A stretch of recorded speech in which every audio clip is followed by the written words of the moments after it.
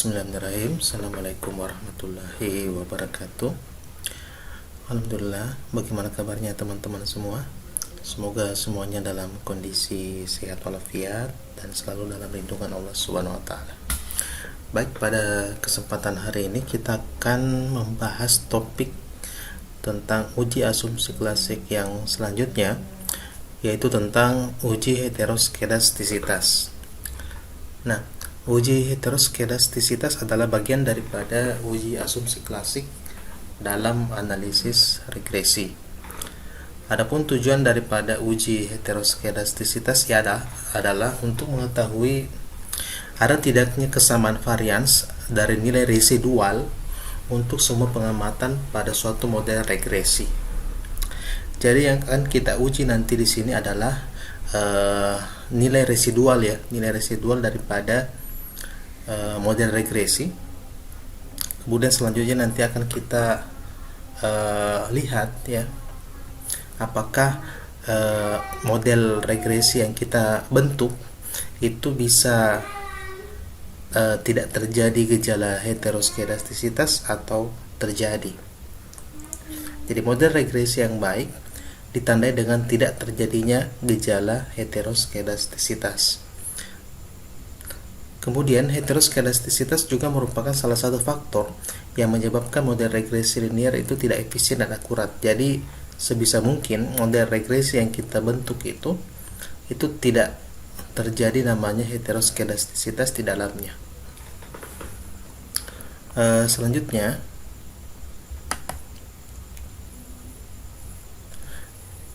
cara mendeteksi gejala heteroskedastisitas. Dalam uji asumsi klasik pada heteroskedastisitas ada dua pendekatan yang kita lakukan, yaitu dengan menggunakan metode grafik dan metode statistik. Pada metode grafik, jika dia heteroskedastisitas, grafik scatter plot titik-titiknya itu tidak menyebar secara acak, baik di atas maupun di bawah angka 0 pada sumbu Y. Dan nanti pada metode grafik ini kita akan melihat grafik scatter plotnya bagaimana. Apakah penyebaran dari para datanya itu berada di bawah angka 0 atau tidak ya. Jadi nanti akan kita lihat bagaimana penyebaran datanya untuk metode grafik. Kemudian yang kedua yaitu dengan metode statistik. Nah, metode statistik di sini ada 3 metode yang sering digunakan. Yang pertama adalah uji Gleitzer, yang kedua uji Park, yang ketiga uji Spearman. Khusus untuk materi hari ini yang akan kita bahas adalah yang uji Gleitzer. Nah, bagaimana uji Gleitzer itu? Jadi dalam uji Gleitzer yang dilakukan adalah kita meregresikan variabel independen atau variabel bebasnya dengan nilai absolut residual. Jadi pada uji Gleitzer dalam heteroskedastisitas yang kita lakukan adalah bagaimana meregresikan variabel independen dengan nilai absolut residualnya. Nanti akan kita coba dengan menggunakan aplikasi SPSS. Lalu bagaimana pedoman pengambilan keputusan pada uji Gleitzer itu? Jadi yang kita perhatikan nanti pada uji Gleitzer ini adalah kita perhatikan nilai signifikansi atau sig pada variabel independennya dengan absolut nilai residual. Nilainya harus lebih besar daripada 0,05. Jika lebih besar daripada 0,05 maka dikatakan tidak terjadi masalah heteroskedastisitas. Jadi dalam uji Gleitzer ini syaratnya tidak terjadi masalah heteroskedastisitas adalah seluruh variabel independennya atau variabel bebasnya nilai signifikansinya harus lebih besar daripada 0,05. Nah, selanjutnya kita akan coba dengan contoh soal ya. Oke, baik ya. Jadi sekarang kita akan melakukan uji Gleitzer dengan menggunakan contoh yang sama dengan uji asumsi klasik sebelumnya, yaitu di sini adalah bagaimana pengaruh tingkat EQ dan motivasi terhadap hasil belajar. Di sini diketahui bahwa tingkat EQ dan motivasi merupakan variabel independen, sedangkan hasil belajar adalah variabel dependen. Di sini sudah ada 10 data, baik untuk variabel independen maupun variabel dependennya. Sekarang kita salin data ini, kemudian kita buka SPSS, tentukan dulu nama-nama variabelnya.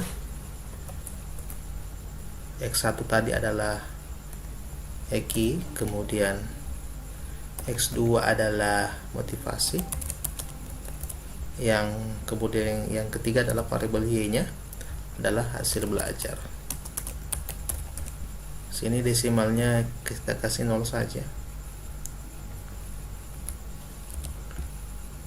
Oke. Nah, selanjutnya di data view kita salin semua data tadi dari Excel ke sini.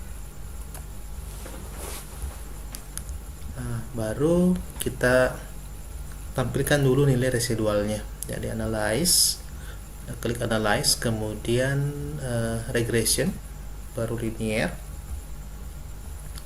Di sini variabel dependen adalah Y, sedangkan variabel independen adalah X-nya. Setelah itu Anda klik save.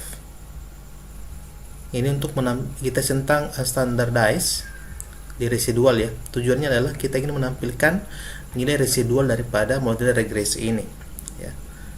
Kita centang saja standardize, kemudian setelah itu continue, lalu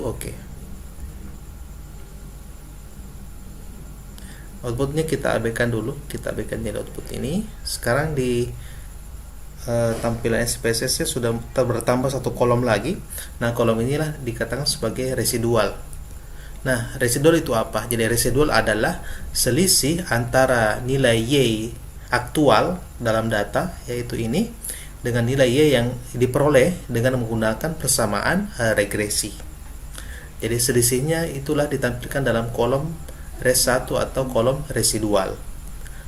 Nah, sekarang kita ingin membuat agar nilai daripada kolom residual ini menjadi absolut. Artinya absolut itu adalah nilai yang selalu bernilai positif.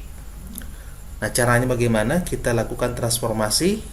Kita klik di sini transform ya. Kita klik transform, kemudian pilih compute variable. Compute variable. Nah, di sini kita buat kita tuliskan nama variabelnya. Misalnya ABS absolut ya. Absolute residual misalnya. Kemudian untuk numeric expressions kita klik all. Kita klik all saja. Baru Anda klik ini absolute. Klik 2 kali saja. Nah, itu sudah muncul di sini. Hapus tanda tanyanya ini. Yang kita klik di sini adalah unstandardized residual. Jadi klik 2 kali. Nah, itu sudah muncul res_1, artinya kita ingin mengabsolutkan nilai daripada kolom residual res1 ya, atau kolom residualnya. Kalau sudah, kita tekan OK saja.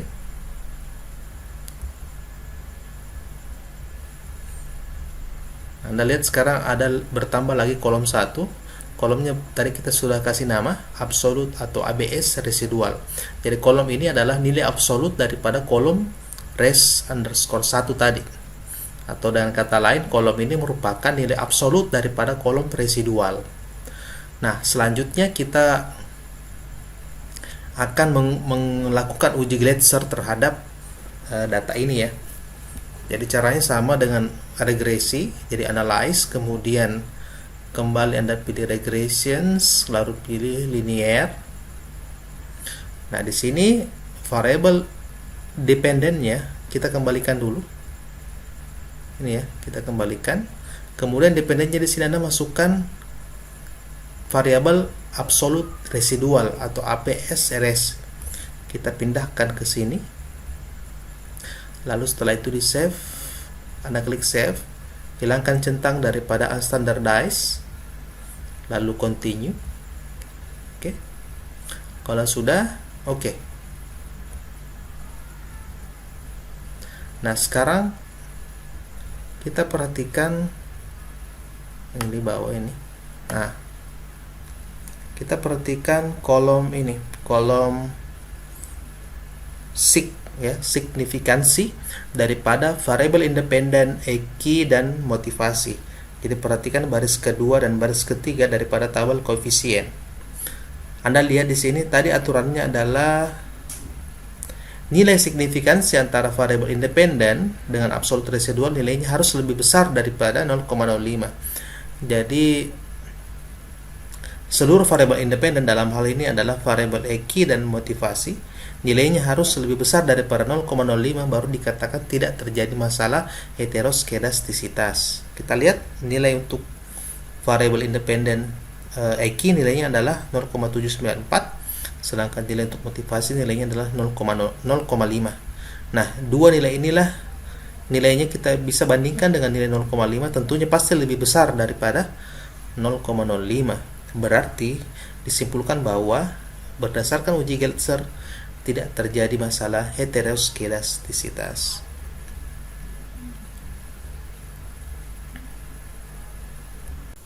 Oke, selanjutnya kita akan mencoba melakukan uji heteroskedastisitas dengan menggunakan metode grafik scatter plot. Jadi yang kita lakukan di sini adalah bagaimana menganalisis gambar atau grafik scatter plots daripada data yang ada. Dan datanya kita lihat apakah nanti menurut analisisnya terjadi masalah heteroskedastisitas atau tidak. Nah, adapun ciri-ciri daripada suatu gambar atau grafik scatter plot yang tidak terjadi gejala heteroskedastisitas, yang pertama adalah titik-titik datanya itu menyebar di atas dan di bawah atau di sekitar angka 0. Jadi kalau dia menyebar di atas atau di bawah atau di sekitar angka 0, maka itu ciri-ciri yang pertama, tidak terjadi gejala heteroskedastisitas. Yang kedua, titik-titiknya tidak hanya mengumpul di bagian atas atau di bawah saja. Dengan kata lain, titik-titik datanya itu menyebar. Yang ketiga, penyebaran titik-titik datanya tidak boleh membentuk pola bergelombang melebar, kemudian menyempit dan melebar kembali. Yang jelas di sini adalah kalau kita nanti lihat grafiknya, itu dia tidak boleh membentuk pola bergelombang, kemudian menyempit dan setelah itu melebar kembali. Nah, itu dikatakan tidak terjadi heteroskedastisitas. Kemudian yang keempat adalah penyebaran titik-titik datanya tidak berpola. Jadi penyebaran datanya nanti pada gambar grafik scatter plot itu tidak mempunyai pola tertentu. Nah, selanjutnya kita akan coba dengan menggunakan aplikasi SPSS untuk melakukan pengujian grafik scatter plot daripada persoalan yang sama dengan yang tadi ya, dengan uji Geltzer. Jadi soalnya sama. Jadi di sini kita lihat bagaimana pengaruh tingkat EQ dan motivasi terhadap hasil belajar mahasiswa. Kita salin saja datanya dulu.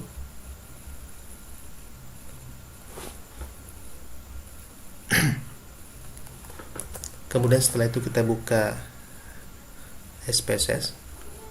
Sini definisikan terlebih dahulu variabelnya. Ini X1 adalah X1 tadi adalah EQ, X2 motivasi, Y adalah hasil belajar.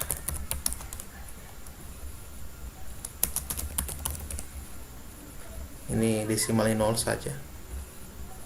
Ini juga. Kemudian selanjutnya di data view kita salin semua datanya.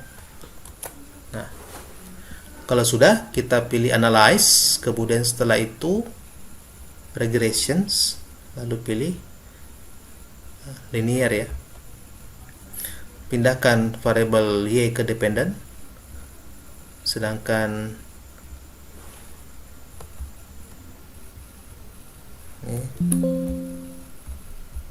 ini X ya, pindahkan ke sini di independent. Jadi Y-nya adalah dependent, sedangkan X1 sama X2 adalah independent. Selanjutnya klik plots ya, klik plots.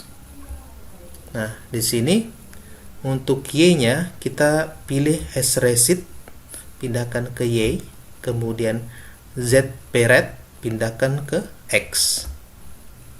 Jadi saya ulangi tadi, untuk Y-nya adalah as receipt, sedangkan untuk X-nya adalah Z peret. Kalau sudah continue, lalu oke. Nah, kita lihat di sini. Baik, di sini kita perhatikan hasil outputnya, ya. Di sini kita lihat ciri-ciri yang pertama, apakah titik-titik datanya menyebar di atas dan di bawah atau di sekitar angka 0. Anda lihat di sini, ini titik-titik datanya, baik yang di atas sama di bawah, dia itu berada di sekitar angka 0, ya. Jadi terbukti untuk yang pertama, ciri-ciri yang pertama.